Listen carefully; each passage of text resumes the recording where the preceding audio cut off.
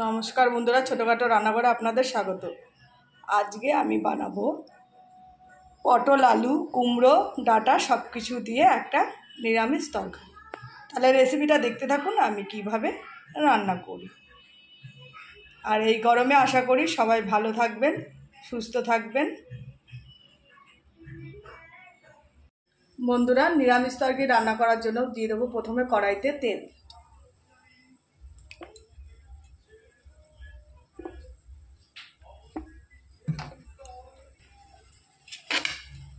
তেল গরম হয়ে গেছে, সোমবারে দিয়ে দেবো গোটা জিরে, তেজপাতা, শুকনো লঙ্কা।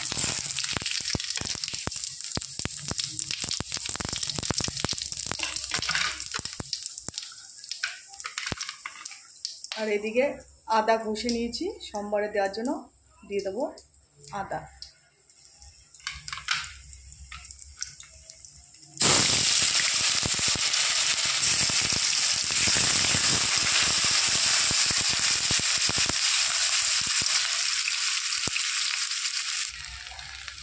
সোমবারের দিকে লাল লাল হয়ে গেছে, এবার দিয়ে দেবো পাঁচমিশালি সবজি।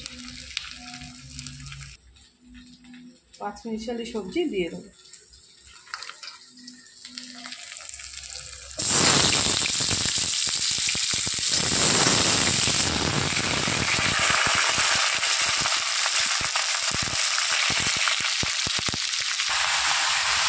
কড়াইতে সবজিগুলো দিয়ে দিয়েছি, এবার ভালো করে নেড়ে চেড়ে নুন হলুদ দিয়ে দেবো।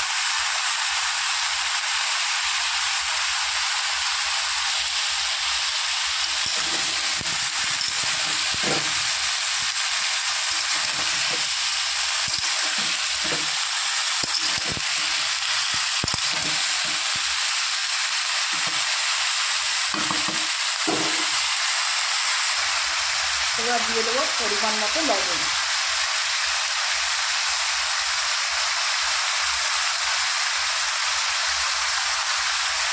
আর দিয়ে দেবো পরিমাণ মতো হলুদ।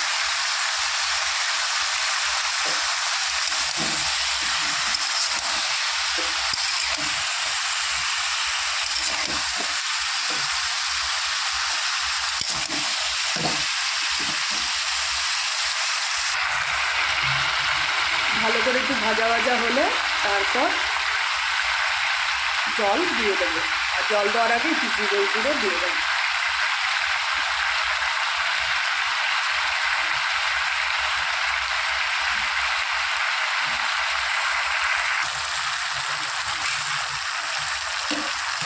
ভালো করে সবজিগুলো একটু কষিয়ে নিয়েছি, দিয়ে দেবো চেরা কাঁচা লঙ্কা। আমি পাকা পাকা কতগুলো চেরা কাঁচা লঙ্কা দিয়ে দিই। আর দিয়ে দেবো পরিমাণ মতো একটু জিরের গুঁড়ো।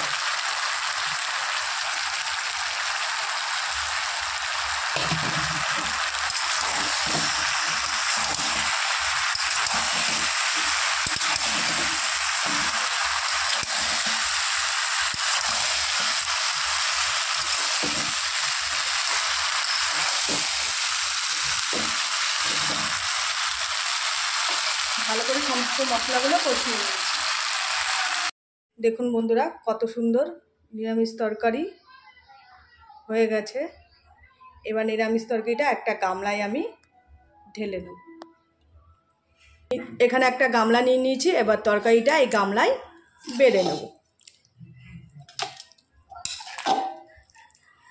গরমে খুবই সুন্দর একটা হেলদি খাবার নিরামিষ তরকারি।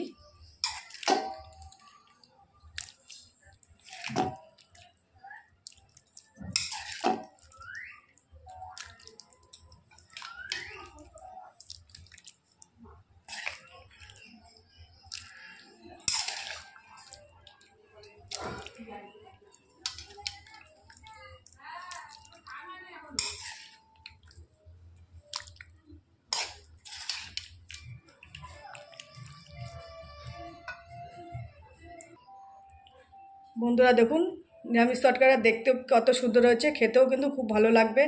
আর এরকম গরম গরম ভাতের সাথে যদি এরকম একটা নিরামিষ তরকারি হয়, আর কিছুই লাগে না। তার রেসিপিটি যদি ভালো লেগে থাকে একটা লাইক, কমেন্ট, শেয়ার করে দেবেন। আর আমার পাশে থাকবেন, সুস্থ থাকবেন এই গরমে সবাই। আর কমেন্টে জানাবেন রেসিপিটি কীরকম হলো। আর প্রচুর প্রচুর বন্ধুদের কাছে শেয়ার করে দেবেন। নমস্কার।